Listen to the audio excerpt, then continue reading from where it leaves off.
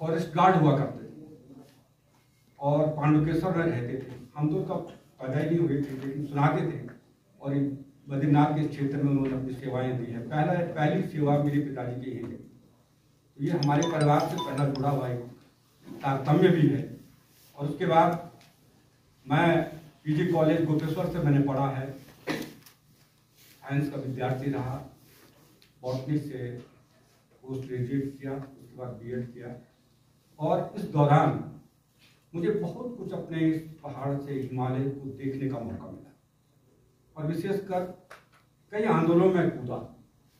1974 में जब चिपको आंदोलन हुआ था तो आदरणीय हमारे पद्म विभूषण हमारे भट्ट जी हैं चिपको आंदोलन के, उनके सानिध्य में उन्होंने कहा कि रेणे में जाना है और हमारी जो विश्व प्रसिद्ध हमारी जो पर्यावरण नेत्री है गौरा देवी जी, उनका साथ देना है और वहाँ जंगलों पर चिपकना है। पहले तो हमने कहा कि कैसे चिपकेंगे, और जो हमारे जो पेड़ काटने वाले हैं उनके फरसे उनके आरे उनके सामने हम कैसे चिपकेंगे, बड़ा डर लगा।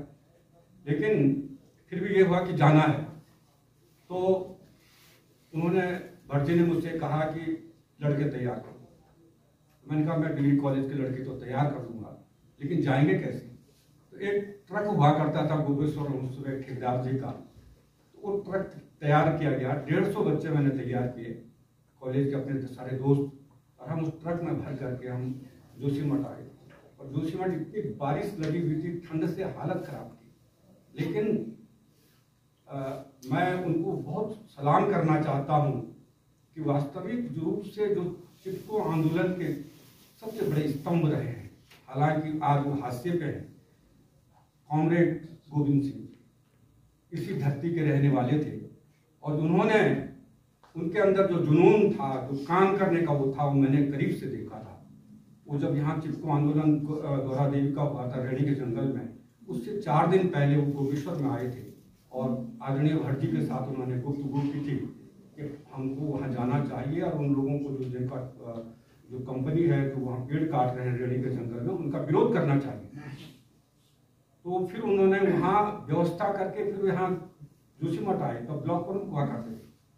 और जब हम लड़के यहाँ आए तो सुबह आ गए थे, ठंड से हालत खराब थी, खाना नहीं खाया था।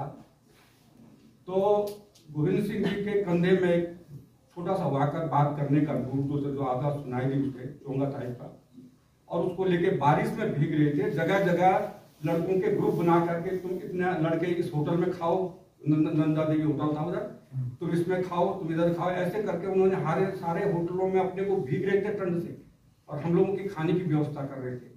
कहा कि अभी तुम बैठे रहो यहाँ, जब वहां से कोई आदमी आएगा रेडी से, क्या खबर लाता है, तब तुम लोग यहाँ से जाओ। बाद में 3 बजे करीब एक आदमी आया और उसने कहा भैया वहां जाने की जरूरत नहीं है, वहां महिलाओं ने सारे लोगों को खदेड़ दिया, अब वहां जाना नहीं है, वहां का काम हो चुका है। तो हम लोग फिर यहाँ से वापस चले। ये एक विद्यार्थी होते हम लोग एक पर्यावरणीय आंदोलन में कूदे, और इसका एक प्रकार से हमारे अंदर भी एक वो बीज अंकुरित हुआ कि हमको भी पर्यावरण को बचाना है। उसके बाद 1976 में मारवाड़ी का भाग भूस्खलन के चपेट में आ गया था। पूरा जोशीमठ खिसकने वाला था और कई दरारें और भूस्खलन हो गया था। जब ये बात सामने आई तो उसमें डेफो हुआ करते थे, काफ़ी बहुत योग्य डेफो थे हमारे, और छात्रों के साथ मिलकर काम करते थे। उनका नाम था नरेंद्र सिंह नेगी। तो उन्होंने कहा कि हमको वहाँ कुछ कैंप लगाना चाहिए। तो एनएसएस जैसे आप लोगों का है, इस तरह से हम लोगों ने कैंप यहाँ 6-7 दिन का कैंप यहाँ लगाया था। मारवाड़ी में हम लोग गए थे और पेड़ लाए थे, वन विभाग ने पेड़ दिए थे, और हम लोगों ने यहाँ 7 दिन तक वृक्षारोपण किया था कि ताकि ये जगह धंसने से रुक सके। लेकिन वो तब से लगातार जोशीमठ की धरती हिलती रही है, चाहे वो हाथी पर्वत का शिलाएं खिसकी, या यहाँ भी कहीं मैं देख रहा हूँ। आज सुबह मैं नरसिंह मंदिर में गया था भगवान को हाथ जोड़ने, लेकिन वहाँ भी मैंने देखा कि जो है जो आंगन बना हुआ है वो पूरे धंसने के कगार में, कई दरारें वहाँ पड़ गई। तो ये एक संकेत है कि आने वाले समय में ये जोशीमठ कहीं ना कहीं खतरे के कगार में हम लोग कहीं रह रहे हैं। कैसे सुधारें, किस तरह से हम इसका प्रबंधन करें, ये हमारे लोगों को देखना होगा, आप लोगों को देखना होगा कि हम इस खूबसूरत इस शहर को आने वाले समय में कहीं हम आपदा के उस पर न सौंप दें।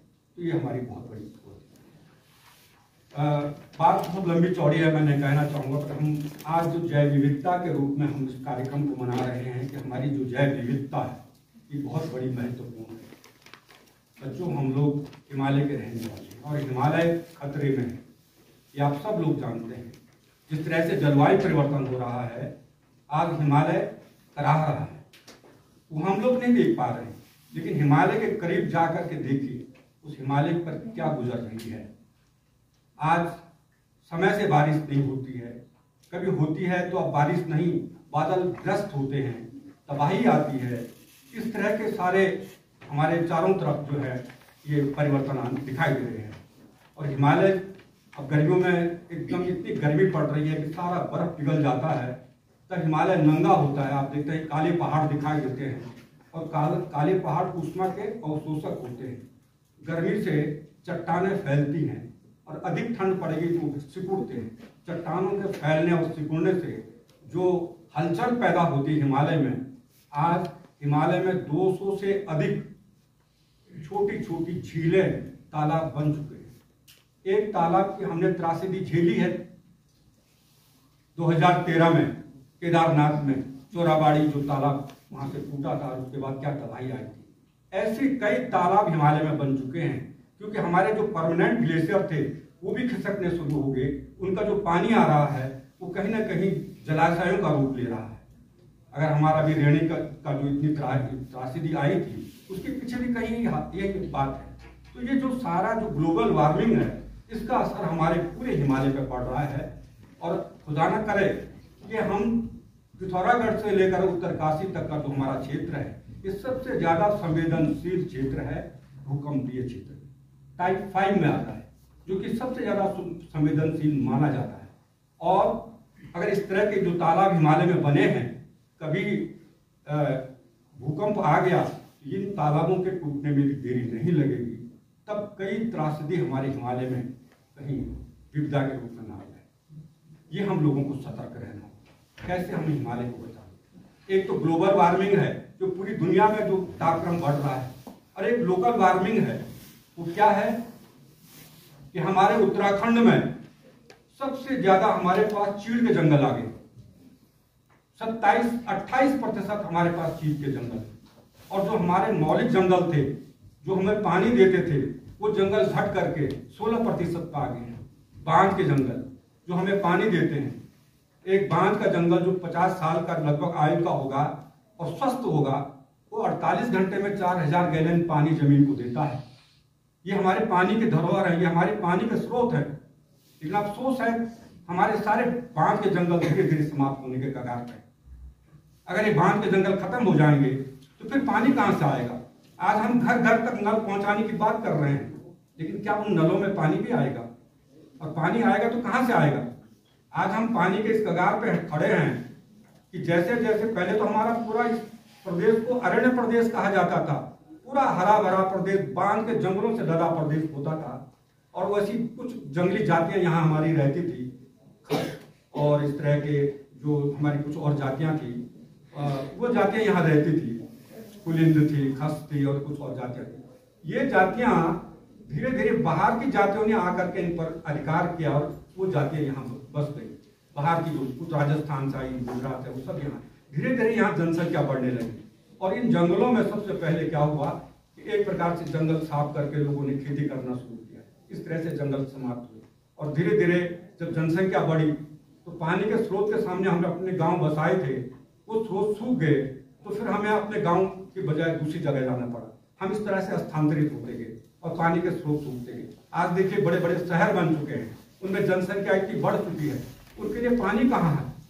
और पानी की समस्या कहाँ से? देखिए पहले हम पानी से क्या थे, हमारे पास पानी के प्राकृतिक स्रोत नौला हुआ करते थे, कुआं हुआ करते थे, हम इनसे पानी लेते थे। उसके बाद क्या हुआ, जब ये भी सूख गए, हमने कहा पानी कहाँ से लाएगा? तब एक नया सिस्टम आया, ग्रेविटी वाटर, मतलब ऊंचे स्थान से कहीं नलों के द्वारा पानी शहर में लाया जाए और तब पानी की व्यवस्था की जाए, उसको ग्रेविटी कहा गया। और तब हमने नलों की व्यवस्था की। जंगलों में हमने स्रोत खोजे, कहाँ कहाँ पानी के नल है, वहां से हम पानी के नल लाए और अपने शहर को हमने पानी पिलाया।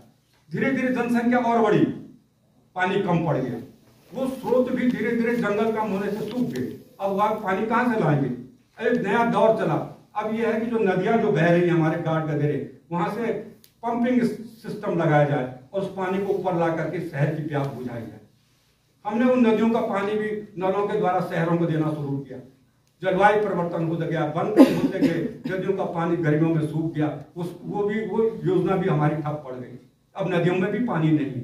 सबसे पहले जो जल पानी के जो वो थे कि पंपिंग स्टेशन, जो इस तरह के सिस्टम बने थे, पहले कोसी नदी में लगाए गए थे, वहाँ अल्मोड़ा के शहर को पानी देने के लिए, वहां से शुरू हुई। लेकिन बाद में जब पानी सूखने लगा तो हमने ये योजना भी बंद कर दी।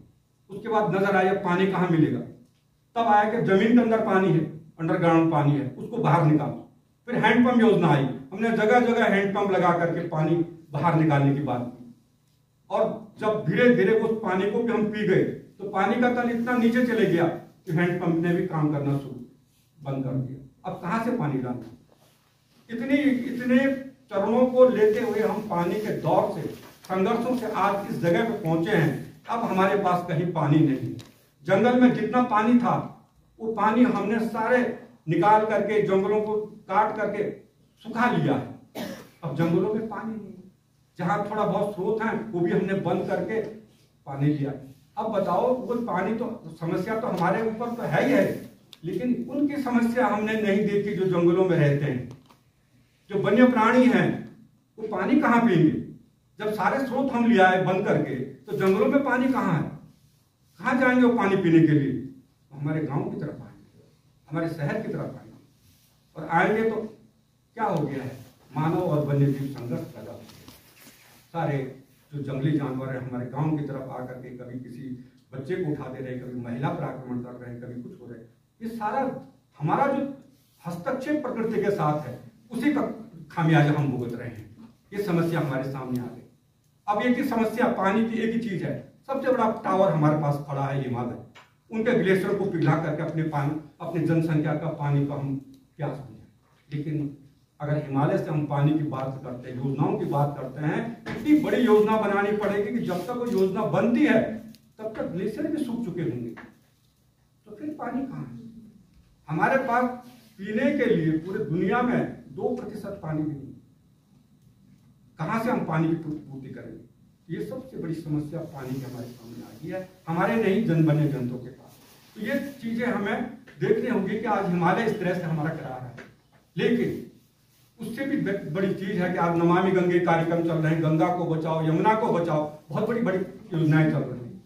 लेकिन आज सबसे बड़ी जो हमें देखना होगा, मैं आप लोगों के सामने बात करना चाहता हूँ, आप ही लोगों की बात करूँ। मैं अभी रुड़की यूनिवर्सिटी में गया था, वहाँ पे मैंने बच्चों से बात की, तो मैंने जब उन बच्चों से पूछा कि आप बुग्याल कितने लड़के जानते हैं, एक ने हाथ नहीं उठाया। मैं गुरुकुल कांगड़ी यूनिवर्सिटी में गया, वहाँ मैंने बात की, बुग्याल कितने लड़के जानते हैं, कोई नहीं जानता। कहता हम सब कुछ पढ़ते तो जरूर हैं, लेकिन कहीं हमने व्यावहारिक रूप से इन चीजों को समझने की कोशिश की। लेकिन मुझे लगता है कि यहाँ तो सारे भाई बहन बैठे हैं, सब बुग्याल के बारे में तो जानते ही होंगे। ये बुग्याल हमारी बहुत बड़ी धरोहर है। मैं बार बार इस चीज पर लोगों से बात करता हूँ। हिमालय के नीचे, जैसे हम यहाँ से ऊपर चलते हैं 10,000 फीट से ऊपर, आप एक ऐसी काल्पनिक रेखा समझ लीजिए जहां पर से वन खत्म हो जाते हैं, पेड़ खत्म हो जाते हैं। खरसू के पेड़ है, आपके ये रुई के पेड़ है, देवदार के पेड़ है, ये भोज के पेड़ है, ये जहां पर खत्म हो जाते हैं इसको हम ट्री लाइन कहते हैं। इसके बाद जैसे जैसे ऊपर बढ़ते हैं 13-14,000 फीट तक, और उसके बाद में हमको बर्फ दिखाई देती है, परमानेंट बर्फ, उसको हम स्नो लाइन कहते हैं। तो ये वृक्ष रेखा और हिम रेखा के बीच का जो भाग है, बड़े बड़े ढलान हैं, मैदान हैं, जो जड़ी बूटियों से भरे पड़े हैं, रंग बिरंगे फूलों से भरे पड़े हैं, इन्हें हम बुग्याल कहते हैं। और ये हमारी पहाड़ की भाषा है बुग। बुग के माने घास, बुगीदार घास, बुग्याल। वैसे अगर आप हिमाचल में चले जाएं, इनको फुलटिया वन कहते हैं। अगर आप कश्मीर में चले जाएं तो उन्हें मर्ग कहते हैं। जैसे गुलमर्ग का नाम आपने सुना, अलग अलग नाम है, लेकिन हमारे उत्तराखंड में इसको बुग्याल के नाम से जाना जाता है। और इस मामले में हम बुग्यालों के रूप में बहुत धनी हैं, समृद्ध हैं, ये हमें गौरव होना चाहिए। ये प्रकृति ने इतनी खूबसूरत, इतनी कीमती चीज हम लोगों को सौंपी है, उसका सुरक्षा का पूरा भाव रखा है। आप कहते हैं ना गंगा में अमृत है। हरिद्वार में देखिए, कांवड़े जब आते हैं तो कहीं चलने की जगह नहीं मिलती है, सब कंधे पर बर्तन लेकर के जा रहे हैं, गंगा का पानी भर करके घर ले जाएंगे, शिवजी में डालेंगे, अपने देवताओं को, गांव को बांटेंगे। क्यों ले जा रहे हैं? गंगा में अमृत है। अब आप बोलो वो गंगा में अमृत का स्रोत है कहां? क्या गोमुख से, क्या अलकापुरी बांध से क्या अमृत निकल रहा है? वो अमृत कहां है? अगर कभी सोचे आप, वो अमृत है हमारे बुग्याल। इन बुग्यालों में 6 महीने जब बर्फ पड़ी रहती है, ढक जाते हैं सारे फूल पौधे, सारी जड़ी बूटियां, प्रकृति उनको ढक देती है, सुरक्षा करती है। हमारे घर में कोई बहुत कीमती चीज है, हम उसकी कितनी बड़ी सुरक्षा करते हैं। ऐसे ही प्रकृति ने इस भूभाग का, इन बुग्यालों की सुरक्षा का पूरा इंतजाम किया है, क्योंकि प्रकृति को पता है कि ये अमृत है। जिस दिन बुग्याल खत्म हो जाएंगे उस दिन मानव जीवन भी संकट में पड़ जाएगा। ये बुग्याल जब 6 महीने के बाद, अब मार्च अप्रैल का महीना आता है, धीरे धीरे बर्फ पिघलने शुरू हो जाती है। और जब बर्फ पिघलती है तो धीरे धीरे ये पौधे, जुलाई अगस्त सितंबर में देखा होगा कि सारे पौधे बाहर, पूरी हरियाली छा जाती है उन बुग्यालों में। ये एक प्रकृति ने कितना बड़ा नियम दिया कि जैसे ही सितंबर अक्टूबर का महीना लगता है, सारे बुग्यालों के फूलों में बीज लगते हैं, सारे बीज उड़ करके चले जाते हैं, गिर जाते हैं, सारे बुग्याल में फैल जाते हैं, कुछ हवा से, कुछ पानी से। और उसी समय अक्टूबर नवंबर में, सितंबर अक्टूबर के बाद बर्फ पड़ जाती है, वो सारे जो बीज फैले हैं वो बर्फ से ढक जाते हैं। और जब ढक जाते हैं तो 6 महीने तक बर्फ उन बीजों के ऊपर पड़ी रहती है। जो विज्ञान के छात्र हैं वो जानते हैं, एक बीजों में एक प्रोसेस होती है, चिलिंग प्रोसेस। जिन बीजों को अगर हम जल्दी उगाना चाहते हैं, उनको बर्फ में रखिए, उनको ठंडे तापक्रम में रखिए, उनके अंदर एक प्रकार का हार्मोन्स बनता है, वो हार्मोन वृद्धि हार्मोन्स होता है, तत्काल उन पौधों को वृद्धि करने के लिए क्या करता है, प्रेरित करता है। तो इस ठंड में जब वो बीज दबे रहते हैं, उनमें चिलिंग प्रोसेस होती है, उनमें हार्मोन्स बनते हैं। जैसे ही 6 महीने के बाद जब बर्फ पिघलती है तो वो पौधे इतनी तेजी से गिरते हैं, क्योंकि उनके अंदर हार्मोन्स बना हुआ है, बहुत तेजी से वृद्धि करने लग जाते हैं। अब 3-4 महीने में उन पौधों में फूल भी लग जाते हैं, बीज भी बन जाते हैं। कई पौधे तो इस अवधि में 3-4 बार अपना जीवन चक्र पूरा कर देते हैं, और तब ये पौधे तैयार होते हैं, रंग बिरंगे फूलों से लदा हुआ तुम्हारा बुग्याल। और जब ये बर्फ पिघल करके नीचे को आती है तो उन जड़ी बूटियों के तत्वों को, रस को, जितने भी है बहा करके लाती है, और अंततः कहाँ जाती है, गंगा में। यही अमृत है जो हिमालय के इस अमृत को पूरी दुनिया को बांटने के लिए हिमालय से जो नदियां निकाली हैं प्रकृति ने, इसीलिए निकाली है। हिमालय के इन तत्वों को जहां मनुष्य नहीं जा पाता है, जहां अमृत के भंडार हैं, इस अमृत को पूरी दुनिया को बांटना है। इसलिए जो पूरे हमारे उत्तराखंड के हिमालय में 12 नदी तंत्र हैं, जो पूरे नदियों को, ग्लेशियरों से पानी लेकर के और फिर नदी गंगा को देते हैं, और फिर जब गंगा आगे बढ़ती है हरिद्वार में, लोग उस अमृत को पाने के लिए लालायित रहते हैं। लेकिन सोचिए कि अगर उस नदी के किनारे रहने वाले लोग, शहर उस नदी में घर के कूड़ा कबाड़, पूरा शहर की नाली, गंदी नालियां और सब उसको उड़ेलना शुरू कर दें, तो बोलो क्या वो अमृत लोगों तक पहुंचेगा? क्या वो गंगा सागर तक, जो इतने हमारे बड़े बड़े शहर हैं जो गंगा को पाने के लिए, अमृत पाने के लिए लालायित रहते हैं, उनको क्या मिल रहा है? क्या अमृत मिल रहा है? नहीं, विष मिल रहा, जहर मिल रहा। इतने बड़े बड़े शहर हमारे विकसित हो गए हैं, उनका जो सीवर का पानी है वो हम गंगा में डाल रहे हैं, सारा कूड़ा उठा करके गंगा में डाल रहे हैं। अरे हिमालय से जो अमृत ला रहा है उसको अमृत रहने दो, पूरी दुनिया को बटेगा, तुम उसे क्यों जहर बना रहे हो? ये मनुष्य की सारी जो उसका जो क्रियाकलाप है उस अमृत को अमृत नहीं रहने देगी। ये हमको समझना है मित्रों। ये बुग्याल जिनकी मैं बात कर रहा हूँ, हमारे पास बहुत ज्यादा बुग्याल है। अगर आप पिथौरागढ़ से चलें, खलिया टॉप, सबसे ज्यादा चमोली, इस चमोली के जनपद के पास सबसे ज्यादा बुग्याल है। खलिया टॉप पिथौरागढ़ में है, वहाँ एक लिली घास होती है। और मैं आपको बता दूं बुग्यालों की घास में 22% प्रोटीन पाया जाता है। यानी वहाँ की घास जो जानवर खाएंगे तो एक महीने में वो इतने तंदुरुस्त, आप अपने घोड़े अपने जानवरों को पहचान नहीं पाएंगे, इतने हृष्ट पुष्ट हो जाते हैं, क्योंकि उनकी वहाँ की घास में सबसे ज्यादा प्रोटीन पाए जाते हैं। ये कहीं नहीं है प्रकृति में, किसी पौधे में इतने नहीं है जो बुग्यालों के घास में है। वहाँ का जानवरों का दूध का घी आपने देखा होगा कितना स्वादिष्ट होता है। तो ये जो बुग्याल हमारे हैं, हमारे चमोली में आप उधर से देखें, नवाली बुग्याल, राजा बुग्याल, बैदनी बुग्याल, आली बुग्याल, आली तो एक यहाँ भी है, एक आली वहाँ है बहुत खूबसूरत आपके देवाल ब्लॉक में, बिल्कुल घोड़े की जैसी पीठ जैसी। बैदनी बुग्याल सबसे बड़ा बुग्याल है। गुरसों बुग्याल आपका, कुंवारी बुग्याल, इधर से आप चले जाओ आली बुग्याल, इधर से आप चले जाओ आपके ये इधर एक बुग्याल और है आपका बंसी नारायण बुग्याल, उधर से और ऊपर आपके नंदीकुंड बुग्याल, आपका रुद्रनाथ बुग्याल, पनार बुग्याल, उसके बाद और उधर चले जाओ आप उत्तरकाशी और टिहरी की तरफ, आपका प्रवाली बुग्याल, माटिया बुग्याल, उस कल्याणी बुग्याल, चौरासी बुग्याल, और उधर चले जाओ आप तो हर की दून तक हमारे बुग्याल फैले हुए हैं। इतने बुग्याल हमारे पास हैं। और ये बुग्याल जब खिलते हैं ना, जब बर्फ पिघल जाते हैं तब बुग्याल खिलते हैं। कितने लोग गए होंगे उन बुग्यालों में, कितने खूबसूरत फूल खिले, कहीं गोल्ड मैरी खिला हुआ है, कहीं हिमालयन पॉपी खिला हुआ है, कहीं आपका मैकरेंडा खिला हुआ है, कहीं आपका ये मैकेनोप्सिस खिला हुआ है, कहीं आपके पॉलीगोनम खिला हुआ है, कहीं आपके कितने प्रकार के पेड़ पौधे हैं जिनकी बहारें वहां होती हैं। तब लगता है क्या मैं पाँव कहाँ पर रखूं, जगह नहीं मिलती। वहां इतने प्रकार के फूल खिले हुए हैं, कहीं बालचा खिला हुआ है, कहीं आरचा खिला हुआ है। इतने प्रकार के फूल हमारे उत्तराखंड में होते हैं। और यही फूल नहीं, जड़ी बूटियां एकोनाइट से लेकर आपका कुटकी है, डोलू है, आपका सालम पंजा है, भूतकेसी है, कितने प्रकार की बहुमूल्य जड़ी बूटियां इन पहाड़ों में हमारे इन बुग्यालों में भरे पड़े हैं। ये अमूल्य निधि हमारी। अगर ऐसा न होता तो लक्ष्मण जी को जहां शक्ति लगी थी तो सुषैण वैद्य लंका में बैठ के कह रहा है कि जाओ हिमालय में, उत्तराखंड के हिमालय में और द्रोणागिरी के पहाड़ पर, वहां आपको संजीवनी बूटी मिलेगी, उसको लेके आओ।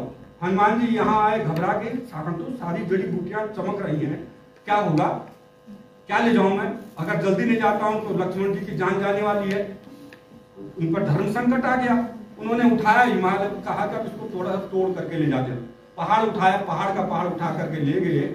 तो वहां जाकर के तब सुषैण वैद्य ने देखा कि भाई ये है जड़ी बूटी, निकाली उन्होंने, ये अमृत जैसी जड़ी बूटियां जिनको कहते हैं संजीवनी बूटियां, ये हम लोगों के लिए चुनौती है। उस संजीवनी बूटी को खोज नहीं पाए अभी तक हम, कहाँ है वो संजीवनी बूटी। हम तो दूसरी जड़ियों को, कीड़ा जड़ी, उन जड़ियों को उनको खोजने पर लगे हैं। हम उन जड़ियों को भी जाने जो संजीवनी बूटी है, उस पर शोध करने की जरूरत है। अरे धरोहर हमारी है, प्रकृति ने इस धरोहर को अपने पास संभाल के रखा, यहाँ कोई छेड़खानी नहीं करेंगे। और क्या होता है, ईमानदार होता ना, आपके पास कोई चीज है, आप कहीं जा रहे हैं, थोड़ा सा मेरा सामान जरा देख ले, किस आदमी को पास सौंपूगा, ईमानदार लगे यार ये आदमी ठीक लग रहा है। उसी प्रकार से प्रकृति ने इन बुग्यालों को के आसपास जो लोग बसाए हैं उनको देखकर, उनके व्यवहार को देख करके उन लोगों को सौंपा है बुग्याल, ये तुम लोग हो यहाँ रहने लायक, क्योंकि तुम पर मेरा विश्वास है, तुम इन बुग्यालों को बचा सकते हो। इसलिए ये चुनौती हमको स्वीकार करनी पड़ेगी, इन बुग्यालों को बचाने की हमें बात करनी पड़ेगी, क्योंकि ये बंबई कलकत्ता वाला आदमी आकर के इन बुग्यालों को नहीं बचाएगा, तो उसके नाम भी नहीं जानता है। ये हमको बचाना पड़ेगा, क्योंकि हम इन बुग्यालों को जानते हैं। हमने इन बुग्यालों में अपने जानवरों को चलाना है, इन बुग्यालों का संरक्षण करना है, तभी तो हम कर सकते हैं। आज क्या है, हमारे जो पालसी लोग यहाँ जानवर लेकर जाते हैं, उन्होंने इन बुग्यालों का स्वयं वर्गीकरण किया है। दूध बुग्याल, धरती बुग्याल, उसके बाद आपका बस बुग्याल, ये 4 बुग्यालों में इन्होंने बांटा गया है। और सबसे ऊपर का जो बुग्याल है उसको धरती बुग्याल कहते हैं, जो 35 मीटर से ऊपर है। और सबसे नीचे दूधी बुग्याल, जिसपे हमारे जानवर चलते हैं। उसके बाद वो अलग अलग बुग्याल होते हैं, 4 प्रकार के बुग्याल। अब वैज्ञानिकों ने इन्हीं के वर्गीकरण को एक्सेप्ट किया। तो ये हम लोगों की धरोहर है, हमें इनको बचाना पड़ेगा, इनकी तरफ देखना होगा।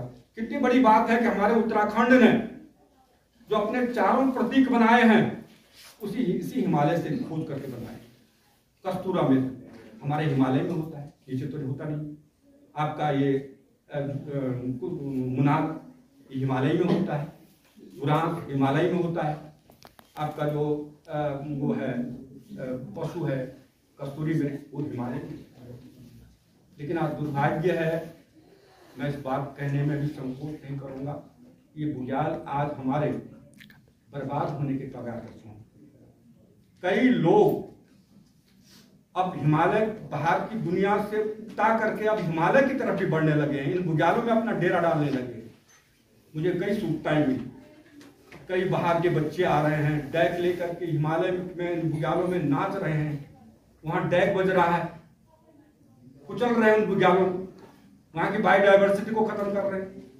कई बाहर के तस्कर ऊपर ही ऊपर नेपाल कहां से होते हुए हमारे सारे बुग्यालों में फैले हुए हैं, सारे कस्तूरी मृग मारने में लगे हैं, सारी जड़ी बूटियों का दोहन हो रहा है। कौन देखेगा? हम लोग तो यहाँ जोशीमठ में बैठे हैं, हम लोग तो नीचे बैठे हैं, देहरादून में बैठे हैं। हिमालय का हमका हाँ हिमालय वन विभाग देख रहा है, हमने एक फॉरेस्ट गार्ड नियुक्त कर दिया, उसके हाथ पे एक डंडा भी नहीं दे रखा है। भला वो इन नेशनल पार्कों में कैसे जाएगा, इन हिमालय के बुग्यालों को कैसे बचाएगा? जहां तस्करों का साम्राज्य है वहां एक फॉरेस्ट गार्ड क्या कर लेगा? तो फिर कौन बचाएगा? ये हम लोगों को बचाना। अगर हमको इस हिमालय को बचाना है, यहाँ की संस्कृति को बचाना है, अपने को बचाना है, तो हमें खुद आगे आना पड़ेगा। लेकिन अगर हम स्वयं ही भक्षक बन जाएंगे तो फिर बचाने वाला कोई नहीं। इसीलिए जो ये सारी संगतियां पैदा हो रही हैं, बार बार हिमालय अपना रौद्र रूप जो दिखा रहा है, ये संकेत दे रहा है कि तुमको मैंने हिमालय सौंपा था, तुमको मैंने बुग्याल सौंपा था, और तुम लोग मेरे साथ गद्दारी कर रहे हो। इसलिए ये नहीं होना चाहिए। ये हम लोगों की इस चुनौती को स्वीकार करना पड़ेगा। हम इन बुग्यालों को बचाएंगे, इन फूल के इन बगियों को बचाएंगे, इन गंगा यमुना की इन धाराओं को बचाएंगे। आने वाले समय में ये गंगा यमुना की धाराएं भी जिंदा नहीं रहेंगी। गंगा की धारा गोमुख से निकलती है। वहां के जो बुग्याल हैं, 185 ग्लेशियरों का पानी गंगा में गोमुख में जो जाती है भागीरथी उसमें मिलता है। 126 ग्लेशियर तुम्हारे जो अलकनंदा आती है, आपकी सतोपंत और पिंडारी ग्लेशियर क्या कहते हैं अलकनंदा बांध से इसमें गिरते हैं। यानी सारे बुग्यालों के जो ग्लेशियरों का पानी है इसमें आता है। 60 ग्लेशियरों का पानी गौरी काली में गिरता है। और ताजुब की बात यह कि 13% ग्लेशियर हमारे गंगोत्री के सिकुड़ चुके हैं। 11% हमारे जो ग्लेशियर हैं वो आपके अलकनंदा की सिकुड़ चुकी है, और उधर 20%। अब बताइए हमारे पास रहेगा क्या? आने वाले 10-20 सालों में तो हमारे पास कुछ नहीं रहेगा, न हिमालय रहेगा ना कुछ रहेगा। तो फिर क्या होगा? जनसंख्या हम 33-34 करोड़ जब आजाद हुए थे तब, और आज हम पहुंच गए हैं 140 करोड़। 140 करोड़ लोगों को पानी देना है, 140 करोड़ लोगों को हमें हवा देनी है। कहां से मिलेगी? जंगल तो हमने सारे काट दिए। भाई जो हिमालय से जो नदियां निकल रही हैं ये हमारे किसी काम के नहीं है, इन पर केवल बांधी बन रहे हैं। जीवन कौन दे रहा हमें? मध्य हिमालय के जो जंगल हैं, जो बांध के मिश्रित जंगल हैं, इन जंगलों से निकलने वाले जो नदियां हैं जिनको हम गैर हिमानी नदियां कहते हैं, ये हमारे लिए जीवन है। आप देखिए पूरे कुमाऊं में आपकी कोसी है, गगास है, उधर से ये जो नदियां निकलती हैं ये लोगों को सिंचाई के लिए, पीने के लिए ये तो नदियां पानी दे रही हैं। आपके पश्चिमी नयार है, पूर्वी नयार है, इधर से आटागाड़ है, उधर देखिए आप उत्तरकाशी तक आपकी कमल नदी जो प्रोला में बहती है, कमल सिराई और रामा सिराई की जो खेती आपने कभी देखी, आप प्रसन्न हो जाएंगे। लाल चावल होता है, जब वो तकता है तो उसकी खुशबू पूरी घाटी में फैलती है। आज लाल चावल का इतना बड़ा मांग है तो वो पूरा ही नहीं कर पाते। ये नदियां हमको जीवन देती हैं और जंगलों को काट काट करके हमने बांध के जंगल तो कर दिए खत्म और रह गया हमारे पास चीड़ के जंगल। क्या करेंगे इन चीड़ का जंगल का? 1980 में भारत सरकार ने एक कानून निकाला था कि 1000 मीटर से ऊपर आप पातन पर रोक लगा दी थी उत्तराखंड, हिमाचल और पश्चिम बंगाल में, क्या आप 1000 मीटर से ऊपर पेड़ नहीं काटेंगे। 10 साल के लिए था, आज इतने साल हो गए, आज भी प्रतिबंध लगा हुआ है। सबसे ज्यादा लाभ किसको हुआ? सबसे ज्यादा लाभ चीड़ को हुआ। चीड़ एकदम फैल गया, बांध के जंगलों के अंदर भी चीड़ चले गया और वहां भी चीड़ के जंगल खड़े हो गए। अब चीड़ गर्मियों में सब अपनी पत्तियों को गिरा देता है, इतनी मोटी परत जमीन में बिक जाती है उनकी पत्तियों की, सूखी पत्तियों की। उनकी पत्तियां इतनी खतरनाक होती है, एक चिंगारी लगी नहीं तो पेट्रोल की तरह जलती हैं और सारे गर्मियों में सारा जंगल धूम धूम करके जलने लगता है। जब जंगल जलेंगे, हमारे बनते हिमालय के जब ये चीड़ के जंगल जलेंगे, इसकी आग की ताप कहां जाएगी? हिमालय पर। हिमालय पिघलेगा, उसका धुआं कहां होगा? हमारे वातावरण में। जिस समय हमारे हम कहते हैं उत्तराखंड में साहब इसको पर्यटन प्रदेश बनाओ। जब यहाँ पर्यटक आता है गर्मियों में, जब बद्रीनाथ हमारे 4 धाम के पट खुल जाते हैं, सबसे ज्यादा यात्री हिमालय की तरफ आते हैं। 50% यात्री होते हैं जो हिमालय की खूबसूरती को देखने के लिए आते हैं। तब यहाँ अंधेरा छाया हुआ है, जंगल जल रहे हैं, चारों तरफ जो है धुआं ही धुआं है। क्यों आया वो सिर्फ उत्तराखंड घूमने के लिए? क्या देखेगा वो? न नीलकंठ देख सकता है, ना चौखंबा देख सकता है, ना हाथी पर्वत देख सकता है, वो क्या देखेगा? ये कितनी बड़ी चिंता की बात। और बच्चों में आपको ये भी बता दूं, ये जो चीड़ था ये हमारा पेड़ नहीं है, ये अंग्रेज लाए थे। अंग्रेज यहाँ व्यापार करने के लिए आए थे और वो ऑस्ट्रिया और इंग्लैंड से चीड़ के बीज लेकर आए और यहाँ आकर के उन्होंने पहले गांव वालों को बांटा कि तुम अपने यहाँ जो है इन बीजों को लगाओ, इन बीजों को बो और नीचे मत बोना, ऊपर बोना, पहाड़ के टॉप में बोना। उनको पता था ऊपर अगर ये पेड़ हो जाएंगे तो उनके जो कोन है वो गिरेंगे नीचे को, उनके बीज अपने आप नीचे फैल जाएंगे। इतने चालाक थे। और चीड़ के बीज लेके आए तो उन्होंने कहा चीड़ के बीज तो ले जाएंगे, क्या होगा? अरे भाई इनको बांटने को देंगे, ये तो आधा खा जाएंगे। चीड़ के बीज खाया आपने मैंने, कितने स्वादिष्ट होते हैं काजू की तरह। हाँ, तो अंग्रेज बड़े चालाक थे, तो उन्होंने क्या किया कि अगर इनको हमने बांटने को दिए, बांटेंगे कम, खा जाएंगे, इसलिए ऐसा करो। तो उन्होंने उसको मूत्र में मिला करके और तब बांटना शुरू किया। तब कहा कि अब तो नहीं खाएंगे हिंदुस्तानी कोई छिड़का। उन्होंने बोया, धीरे धीरे जंगल हुए, पहले कुमाऊं की तरफ और यहाँ की तरफ, धीरे धीरे पूरा जो है चीड़ फैल गया और आज चीड़ हमारे लिए सबसे बड़ा खतरनाक बना।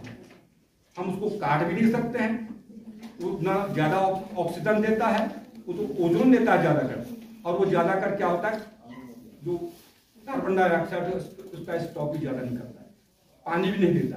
तो हमारे लिए चीड़ किसी काम का नहीं। ये बांध के जंगल हमारे लिए सबसे ज्यादा थे, लेकिन अंग्रेजों ने बांध को काट के कोयला बनाया। नैनीताल, रानीखेत इन स्थानों में रह करके क्या किया, आग तापी और हमारे जंगल सुहा किए। और आज हम अपने हरे सोने से लेकर हम विरक्त हैं। हरा सोना जानते हैं? हमारे पहाड़ का हरा सोना है बांध।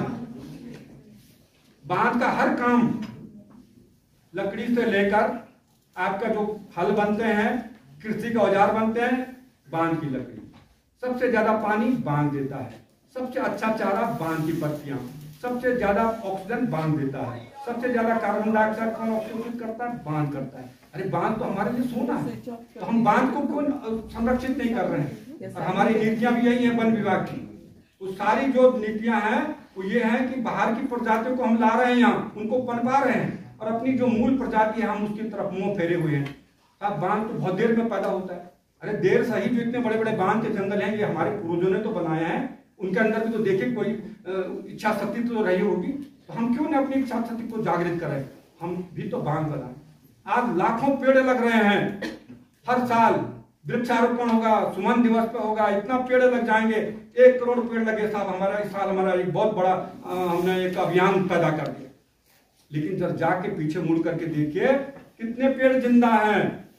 22 साल हमको आजाद हुए हैं, हमारे नए राज्य को बने हुए हो गए हैं, और इन 22 सालों में अगर 22 करोड़ पेड़ भी लगे होंगे, 22 लाख करोड़ के करीब, तो आज हमारी जगह नहीं मिलती कहीं पाँव रखने की। और उल्टा सर्वे ऑफ इंडिया कह रहा है, फॉरेस्ट सर्वे ऑफ इंडिया वो कह रहा है कि उत्तराखंड में जंगल बढ़े नहीं है, घटे हैं। तो ये जो हमारा वृक्षारोपण है ये कहाँ गया? इसका मतलब हमने धोखा किया, हमने जमीन से धोखा किया, हमने धरती से धोखा किया। हम पेड़ लगाते हैं उसके बाद देखने नहीं जाते हैं, क्या करेंगे इस तरह के वृक्षारोपण करके जिसने हम कभी फायदेमंद नहीं करना।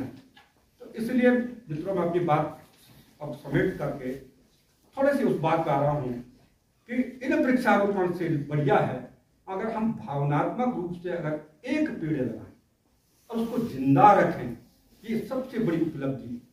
इस धरती माँ के लिए एक बहुत बड़ा हमारा सहयोग है और ये आपको करना है। और इसीलिए मैंने मैती आंदोलन की एक संकल्पना की थी 1995 में, तब मैं ग्वालदम में था। मैंने कहा अगर पेड़ जिंदा, अगर प्रकृति को बचाना है तो हमें एक पेड़ भावनात्मक रूप से लगाना पड़ेगा और उसको बचाना पड़ेगा। अब भावनाएं कहाँ से पैदा होंगी? फिर भावनाएं मुझे दिखाई दी कहाँ? माँ और बेटी में। एक माँ और एक बेटी का जो संबंध होता है मेरे पहाड़ में, बेटी स्कूल में पढ़ती है लेकिन उसकी चिंताएं माँ के साथ जुड़ी रहती हैं। माँ जंगल गई होगी, माँ खेत में होगी, माँ पानी के धारे पे होगी, माँ चूल्हे में होगी, मैं जल्दी जाऊंगी, मैं माँ का हाथ बटाऊंगी, ये सब होता है। और माँ और बेटी का ये प्रेम है, इसको मैंने एक पेड़ से लिया कि जिस दिन उस बेटी की शादी होगी उस दिन वो अपने दूल्हे के साथ अपने मायके, मायका माने मैथ, हमारे यहाँ मैथ बोलते हैं, मायका जिस गांव में पैदा हुई, अपने मायके की धरती पर एक पेड़ लगा करके विदा हो अपने दूल्हे के साथ, यानी उनकी शादी के एक यादगार भी होगा वो पेड़। जब वो बेटी विदा होकर के चली जाएगी तो भला उस पेड़ को कोई नहीं बचाएगा, माँ जरूर बचाएगी, क्योंकि माँ की भावनाएं उस पेड़ से जुड़ी हैं। ये मेरी बेटी का लगाया पेड़ है, तोड़ के लाओ। वो बच्चे उस पेड़ के साथ फोटो खिंचाएंगे, सेल्फी लेंगे कि मेरी माँ बाप की शादी का पेड़ इतना बड़ा है, लोगों को दिखाएंगे। उनके अंदर एक भाव पैदा होगा, एक संस्कृति पैदा होगी कि जब हमारी शादी होगी हम भी पेड़ धरती पे लगाएंगे। संस्कृति और प्रकृति का एक मेल है। और हमने तो कहा है जब पेड़ लगेगा, शादी पर एक पेड़ लगाएंगे बेटी, तो उस समय इसको लगाने वाले होते कौन है, कहां से पेड़ आएगा? हमने एक प्राविधान किया कि लड़कियां जो गांव की बेटियां हैं वो मैत्री संगठन बनाती हैं अपना मिल करके, एक लड़की अध्यक्ष बन जाती है उसमें। वो लड़कियां व्यवस्था करती हैं, अच्छे पेड़ को कहीं हॉर्टिकल्चर से खरीद के लाती हैं, कहां पर लगाना है पहले नियत कर देती हैं, गड्ढा खोद के गोबर वोबर भर करके तैयार रखती हैं। बारात आती है, उसके बाद देखा कि दूल्हा दुल्हन इसमें थोड़ा फुर्सत में है, उनको लेकर के जाती हैं, पेड़ को लेके जाती हैं, सारी गांव की लड़कियां हैं और उन दूल्हा दुल्हन से पेड़ लगाती हैं। वहां पर दूल्हा उन लड़कियों को कुछ पैसा देता है कि ये पेड़ लगाया है, इसको तुम बचाना, तुम इसकी सहेलियां हो, ये मेरी तरफ से तुम्हें कुछ पुरस्कार है, 500 1000 जितना भी देगा उतना हमने काम मान लेना। अब उन लड़कियों को पैसा मिल गया, पेड़ लग गया, बारात विदा होगी, उन पैसों को वो लड़कियां जमा करके रखती हैं। मेरे गांव में एक शादी हुई, एक पेड़ लगा, कल एक शादी और होगी, 2 पेड़ लगेंगे, एक साल में 10 शादियां होंगी, 10 पेड़ लगेंगे। इन लड़कियों के पास एक कोष जमा हो जाएगा, इन कोष से, इन पैसों से वो लड़कियां क्या करेंगी? हमने कहा बेटियां, हमारे गांव में सारे अमीर नहीं है, कोई परिवार ऐसे हैं जो गरीब बेटियां हैं जिनके पास पहनने के लिए चप्पल तक नहीं है, वो जंगल जाती है तो उसके पांव में कांटे चुभते हैं, वो बेटी कभी ठंड में सिकुड़ती है, उसके बाद एक स्वेटर पहनने के लिए नहीं है। मेरी गांव की बेटियां अपने ऐसी गरीब बेटियों को मदद करती हैं उस पैसे से, किसी के लिए स्वेटर बना दिया, किसी के लिए चप्पल खरीद दी, किसी के लिए स्कूल का पैसा दे दिया, किसी की शादी हो रही है उसकी मदद कर दी। ये पैसा इस तरह से सामाजिक और बेटियों को आगे बढ़ाने में काम कर रही है। एक और एक पेड़ लग रहा है, गांव का पर्यावरण सुधर रहा है। 10 सालों में कितने पेड़ मेरे गांव में लग जाएंगे, गांव वालों को शुद्ध हवा मिलेगी, फल मिलेंगे, उस गांव के पानी के स्रोत नहीं सूखेंगे, उस गांव को छांव मिलेगी, क्या नहीं मिलेगा। ये एक एक बेटी का लगाया गया पेड़ उस गांव को समृद्ध कर गया, यही मैत्री।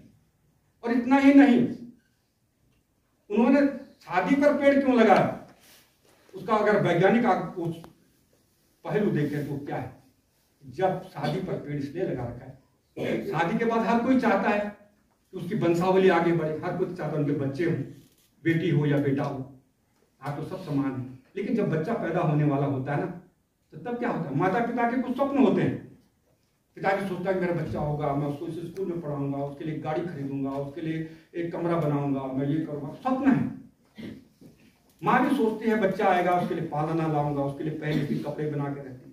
बताओ, जब बच्चा पैदा होगा, क्या वो अपने माँ बाप से ये पूछेगा कि मेरे को ये बताओ तुमने क्या क्या सपने सजोए हैं मेरे लिए? नहीं पूछेगा।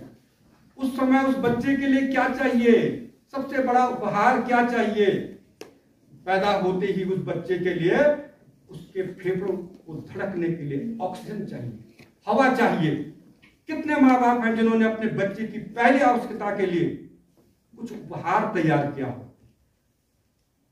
शादी पर लगाया गया पेड़ आने वाले बच्चों के लिए ऑक्सीजन की व्यवस्था है, एक बड़े उपहार की व्यवस्था है।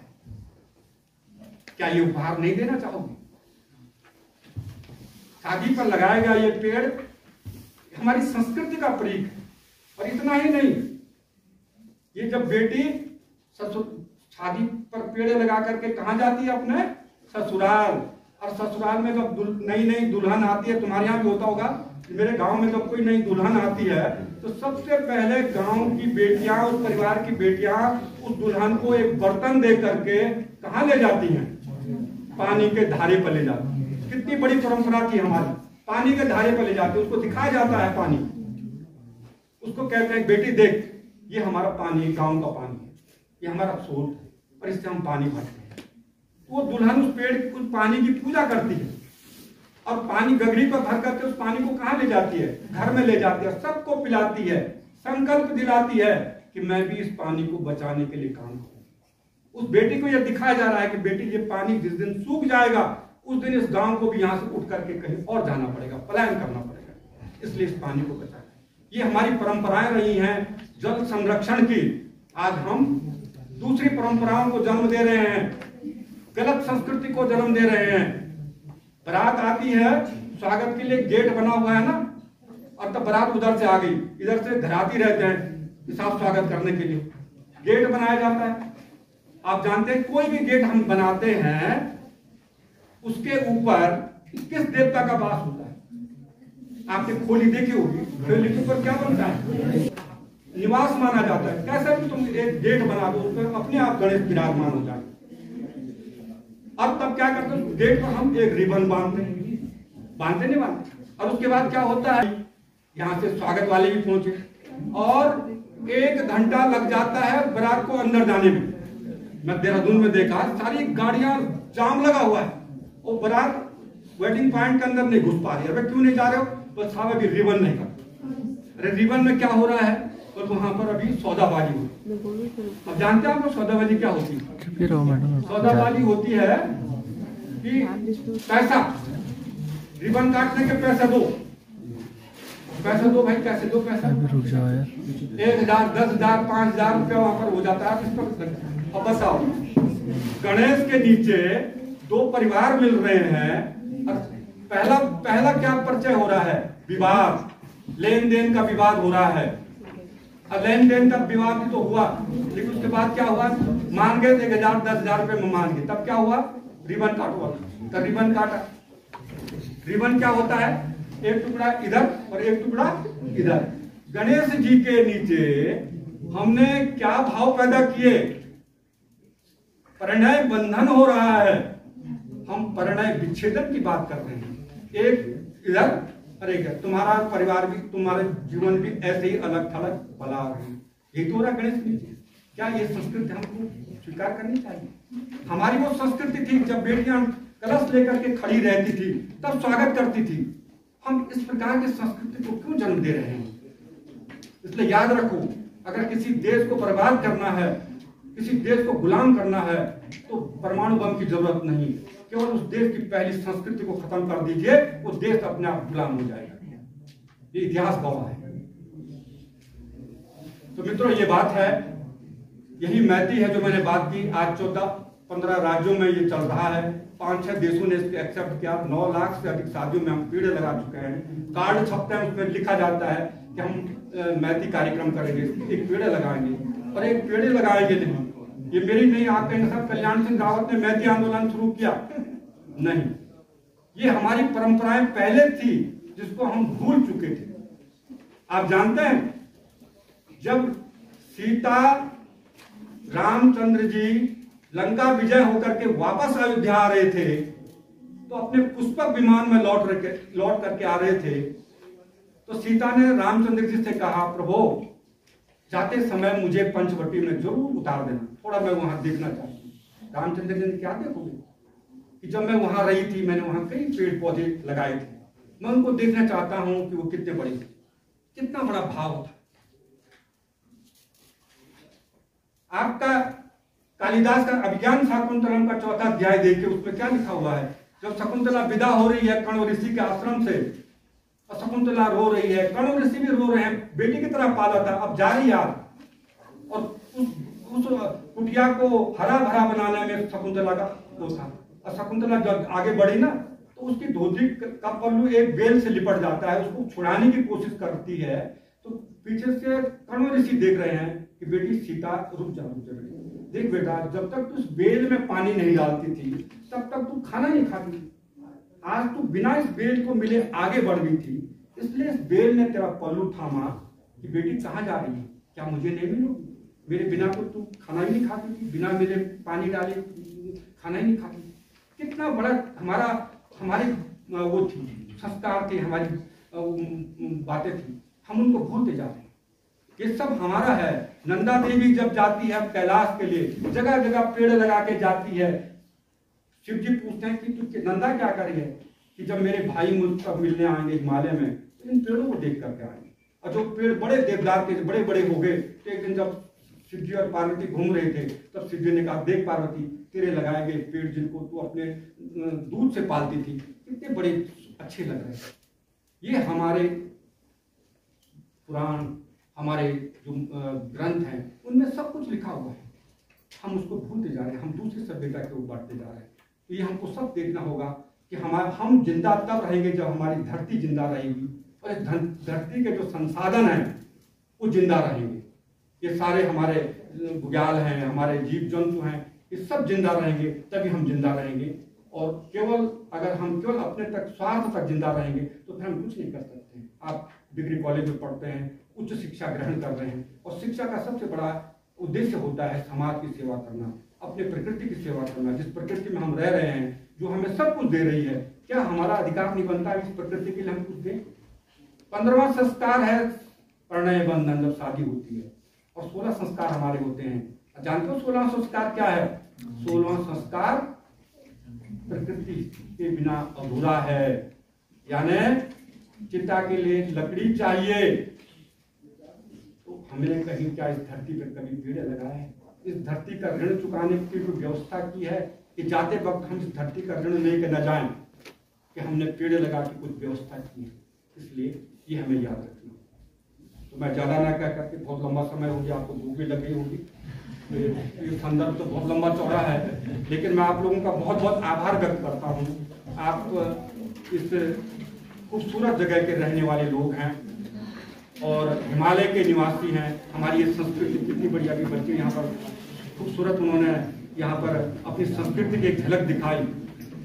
और ये आपको गर्व होना चाहिए कि अगर हम उत्तराखंड की बात करते हैं, उत्तराखंड की संस्कृति की बात करते हैं, तो तब हमारी कौन सी संस्कृति सामने आती है?